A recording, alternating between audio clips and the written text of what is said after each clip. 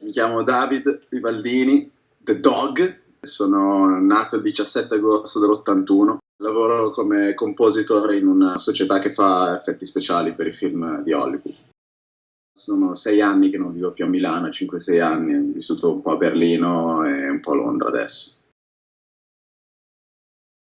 Un po' di film che ho fatto è stato Star Trek Into Darkness, Guardian of the Galaxy, ho lavorato su Hugo Cabret. Guerrino contro tutti, no? Esatto.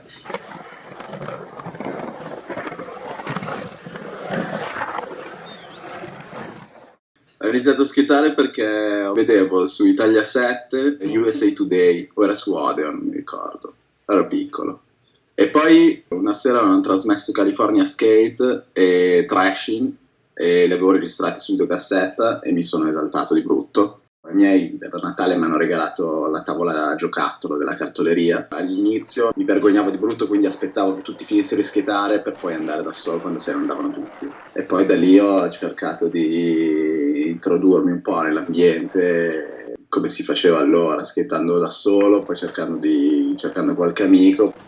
E poi niente, poi dopo un po' ho beccato Diego che abitava vicino a casa mia e abbiamo cominciato ad andare in centrale, cominciato ad andare un po' in giro di tutti questi skate spot dove c'era un sacco di gente, ho conosciuto il Gianlu, ho conosciuto praticamente tutti quelli della scena di Milano.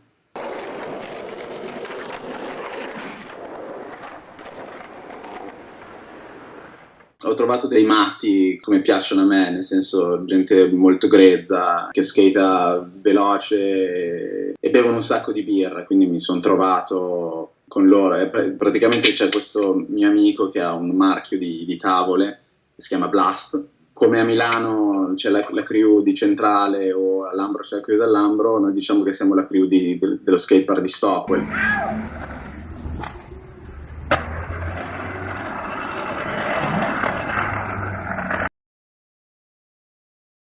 Who the Fuck is Dog è una specie di sito dove metto le fotografie che faccio. Mi piace andare in giro a scattare foto ai miei amici in qualsiasi ambito, che sia lo skate, che sia la sera quando si va a bere le birre. Per cui l'ho chiamato così, perché non sono un fotografo, quindi ho scritto chi cazzo è cane. A cazzo di cane. One boys! One boys! Sì, diciamo sì, se si può chiamare una parte, 3 minuti di skate, però sì. C'è qualche roba anche nel primo, Sì, c'era anche qualcosa nel primo, però non era proprio una parte, erano più tutto mischiato. C'era una bottiglia di Jack Daniels, c'era il fungo infuocato e sputato. Potevamo anche esplodere per aria, non lo so, però io ho provato, quindi...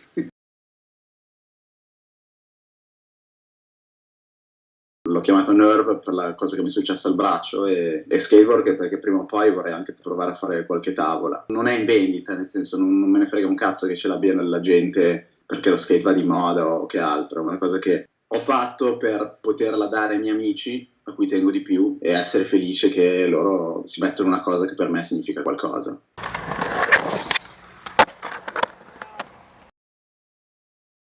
Nel 2004 ero appena tornato dagli Stati Uniti, ero stato a skateare con Geppo e con Andrea Paolicielli. Ho skatato per 2 settimane le vere pool americane, tra l'altro insieme anche a Salba. Quindi ero tornato all'Ambro, era tardi, avevo bevuto e mi sono girato per aria, ho messo male il braccio e ho sentito proprio lo snap dell'osso che si rompeva. E quindi sono stato operato, solo che per riparare questo tipo di frattura hanno dovuto dividere e farsi strada attraverso le fasce muscolari e soprattutto nella parte dove c'è il nervo radiale e l'hanno temporaneamente danneggiato. Ho avuto la mano paralizzata per 5-6 mesi. Con elettrostimolazione, con esercizio sono riuscito a tornare dopo un anno a un buon controllo della mano. Mi faceva paura tornare su quella parte lì. E invece poi sono stato a Milano quest'estate e mi sono ripreso la mia vendetta.